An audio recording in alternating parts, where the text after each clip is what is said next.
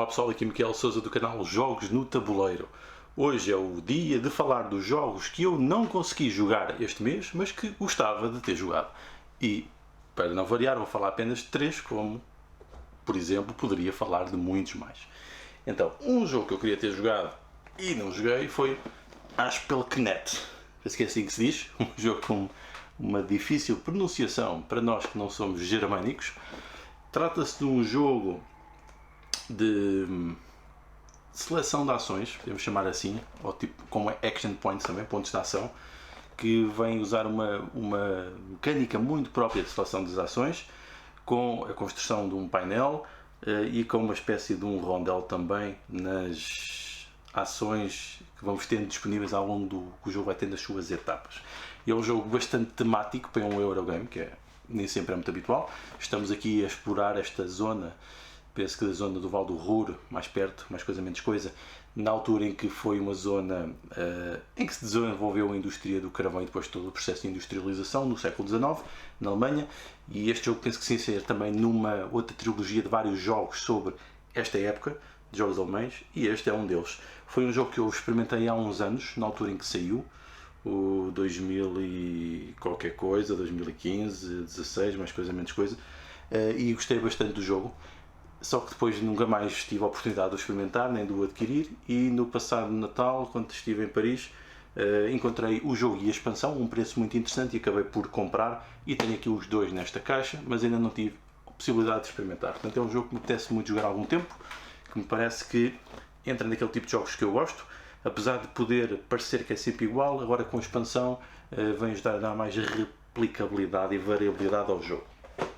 Outro jogo que eu queria ter jogado e ainda não joguei foi um que me chegou agora há pouco tempo, da Capstan Games, o Irish Gauge, e parece um jogo interessante para jogar porque mais ou menos rápido, cerca de 1 hora, salvo erro, mas acaba por ser um jogo económico de transporte e de comboios. Como podem ver, tem aqui umas miniaturas muito interessantes, isto com arte do Ian O'Toole, mas um jogo de Tom Russell que promete agradar a quem gosta de coisas um bocadinho mais económicas e estratégicas para ser jogado rapidamente. Portanto é um jogo que eu tenho alguma expectativa também de jogar e tem uma caixinha muito simpática. Em completa oposição, aqui um jogo massivo, que talvez seja o jogo que eu tenha mais tempo a abrir na minha ludoteca, e trata-se do Colonist, aqui numa caixa impressionante, e pelo que ouvi dizer, assim que eu abrir isto nunca mais vou conseguir meter as peças lá dentro, porque isto tem muitos componentes.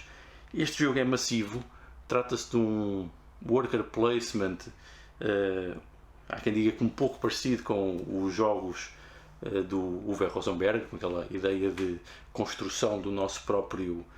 tabuleiro e depois mais trabalhadores, mais ações para fazer pontos quase em cascada e com motores de produção e com interligação entre as ações, num jogo que supostamente eles dizem que pode-se jogar entre meia hora e 240 minutos, mas eu já vi relatos de que jogos disto chegaram a demorar 8 horas.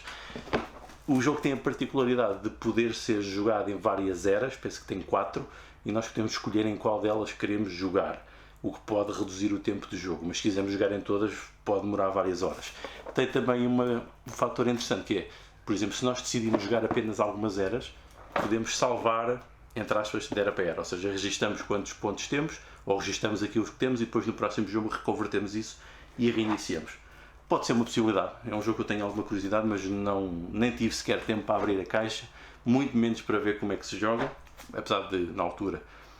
quando eu comprei, sabia do que era o jogo, porque eu nunca compro jogos sem saber o que são, e pareceu muito interessante, mas não tive tempo nem para abordar isso, e muito menos para o jogar, ainda por cima coisas de 8 horas, está difícil, está complicado. Pronto, estes foram os jogos que eu queria ter jogado e não joguei.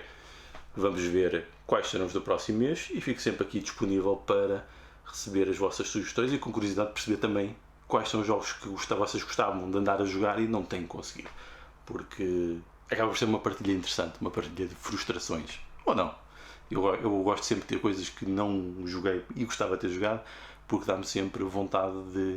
de as querer jogar e dá sempre um motivo para andar neste hobby. Então vá, adeus!